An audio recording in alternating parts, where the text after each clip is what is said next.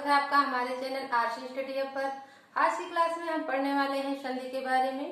तो कल हमने पढ़ा था दीर्घ संधि के बारे में, आज हम पढ़ेंगे गुण संधि के बारे में। तो आइए जानते हैं कि गुण संधि किसे कहते हैं। इसके पहले अगर आपने हमारे चैनल को सब्सक्राइब नहीं किया है तो हमारे चैनल को सब्सक्राइब करें और हमारे वीडियो को अंत तक देखें। अगर आपको पसंद आता है तो लाइक करें, शेयर करें। तो आइए जानते हैं आज हम कि गुण संधि के बारे में। तो आज हमारा दूसरा है गुण संधि। स्वर संधि हमारी चल रही है जिसमें हमने कल पढ़ा था दीर्घ संधि। आज हम पढ़ेंगे गुण संधि के बारे में। तो गुण संधि कैसे बनती है, जैसे हम यहाँ लिखेंगे कि जब आ या बड़ा आ, जब नहीं इस तरह लिखते हैं जैसे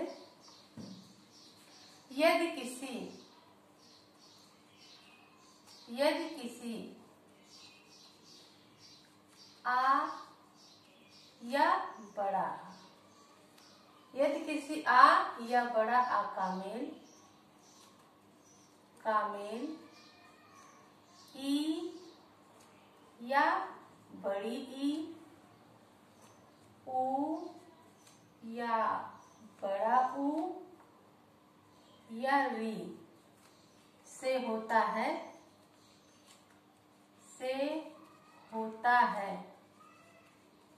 यदि किसी आ का मेल ई ऊ या री से होता है तो उत्पन्न विकार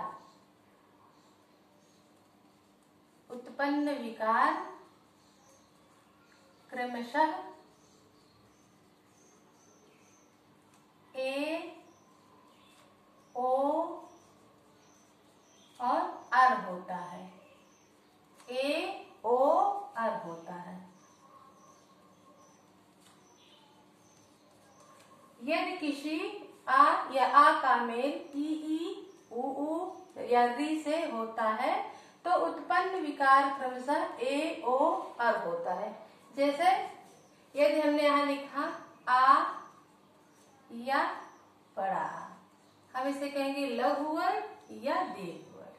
प्लस अगर हम यहाँ आ का मेल अगर हम ई से करते हैं ई, या फिर हम छोटी ई लिख सकते हैं।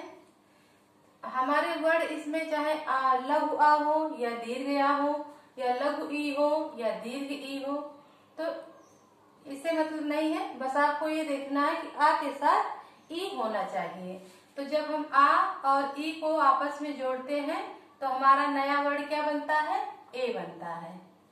हमारा नया वर्ड क्या बना, ए बना। इसी तरह अगर हम आ या फिर आ, इस तरह ये आ या आ का हम मेल करते हैं ऊ या ऊ से, जैसे ऊ या ऊ से करते हैं, तो इन दोनों के मेल से जो उत्पन्न विकार होगा, विकार मतलब परिवर्तन, तो वो हमारा ओ होगा।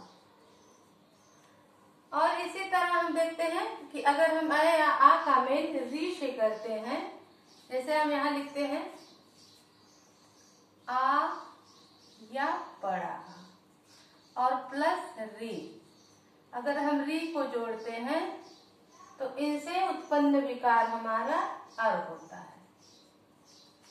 तो अब आप समझ गए होंगे कि गुण संधि में हमने दीर्घ संधि में क्या पढ़ा था कि हमारे जो ये वर्ड होते हैं, पहले शब्द का अंतिम वर्ण, दूसरे शब्द का पहला वर्ण, ये दोनों समान होते थे। आ अगर इधर आ है तो इधर भी आ ई ओ।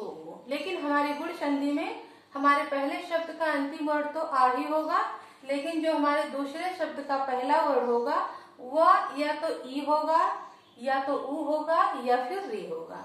तो जैसे हमने यहाँ लिखा आ या आ का मेल अगर ई या ई से होता है तो उत्पन्न विकार ए होता है। तो उदाहरण जैसे हमने यहाँ लिखा महेंद्र, अगर हमने यहाँ लिखा महेंद्र तो महेंद्र को हम लिखेंगे महा प्लस इंद्र। क्या लिखेंगे, महा प्लस इंद्र। तो महा हमारा पहला शब्द हो गया, इंद्र हमारा दूसरा शब्द हो गया। तो पहले शब्द का अंतिम वर्ण क्या है, तो आपको पता ही होगा कि हा है तो हा में हमारा जो स्वर वर्ण आ मिला होता है, तो हम उस आ को यहाँ बाहर निकालेंगे और ये जो आ की मात्रा है इसको लगाएंगे तो हमारा बड़ा आ हो जाएगा।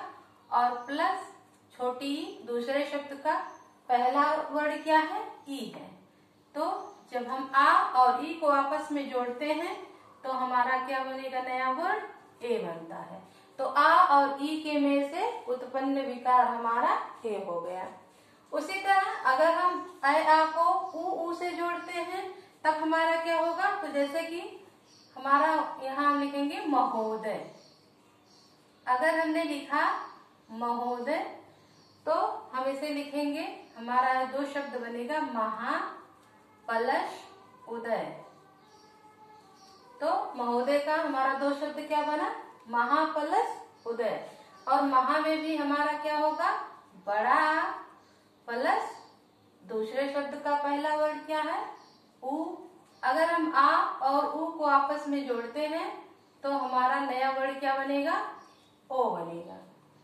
फिर इसी तरह अगर हम आ का मेल री से करते हैं तो जैसे हमने यहाँ लिखा आ या बड़ा आ, तो अगर हम इसको री से जोड़ते हैं तो क्या होगा? जैसे हमारा शब्द हो महर्षि। जैसे अगर हमने यहाँ लिखा महर्षि, जैसे हमने लिखा महर्षि, तो महर्षि क्या क्या होगा? महा पलश ऋषि। महापलश ऋषि। तो महर्षि का हमारा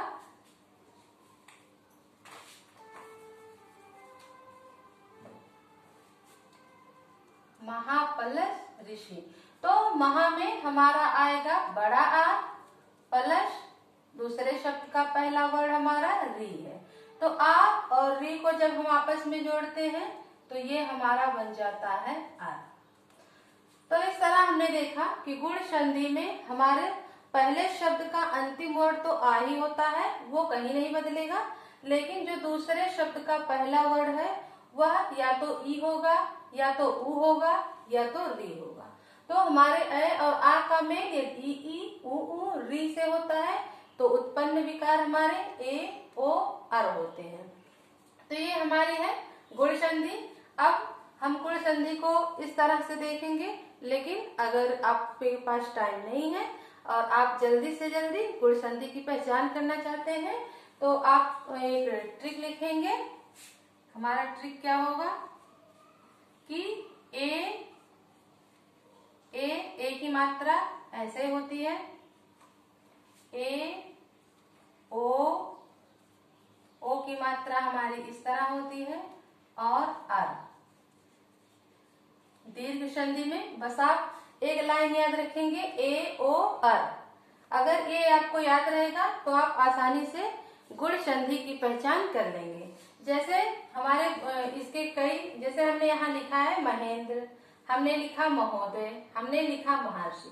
तो आपने देखा होगा कि यहाँ पर ए की मात्रा, जब किसी भी शब्द के बीच वाले वर्ण को देखिए, हमने दीर्घ संधि में आपको क्या बताया था कि बीच वाले शब्द में बड़ा आ, बड़ी ई, बड़ा ऊ की मात्रा दिखे तो दीर्घ संधि होती है। उसी तरह गुण संधि में अगर आपको ए ओ और अर की मात्रा दिखे तो आप समझ जाइए कि ये हमारी गुण संधि है। जैसे हमने यहाँ महेंद्र लिखा तो आपने देखा कि यहाँ हमारे ए की मात्रा ऊपर लगी हुई है, और हमने महोदय में देखा यहाँ पर हमारी ओ की मात्रा लगी हुई है। और इसी तरह हमने देखा महर्षि में हमारी री की, जैसे हम कहते हैं महा प्लस ऋषि महर्षि, तो अर आ रहा है, महर्षि जब आप बोलते हैं तो उसमें अर आ रहा है ना, तो महर्षि। तो इस तरह ए ओ अर ये जो है ये आपका ट्रिक है। अगर आप इसे याद रखेंगे तो गुण संधि की पहचान आप बहुत आसानी से कर लेंगे। तो इस तरह हमने देखा ये है। जैसे हमारे और भी शब्द हैं, जैसे हमने लिखा परमेश्वर या फिर हमने लिखा महेश्वर, परमेश्वर हो गया, महेश्वर हो गया, देवर्षि हो गया। तो हम देखते हैं कि आप देखिए कि बीच वाले शब्द को आप देखिए, बीच शब्द के बीच वाले वर्ड को आप देखिए, इसमें ए की मात्रा लगी हुई है, यहाँ भी ए की मात्रा लगी हुई है, यहाँ पर अर की मात्रा है। जैसे हमने लिखा है जलोर्मी, अगर हमने लिखा है जलोर्मी तो यहाँ पर देखिए जल प्लस उर्मी है, तो यहाँ पर ओ की मात्रा लगी हुई है। तो इस तरह आप किसी भी शब्द को देखिए, उसके बीच वाले वर्ड में अगर आपको ए ओ अर की मात्रा दिख जाए तो आप समझ जाइए हमारी गुण संधि है। तो आज हमने जाना गुण संधि के बारे में। अब हम नेक्स्ट क्लास में जानेंगे वृद्धि संधि के बारे में।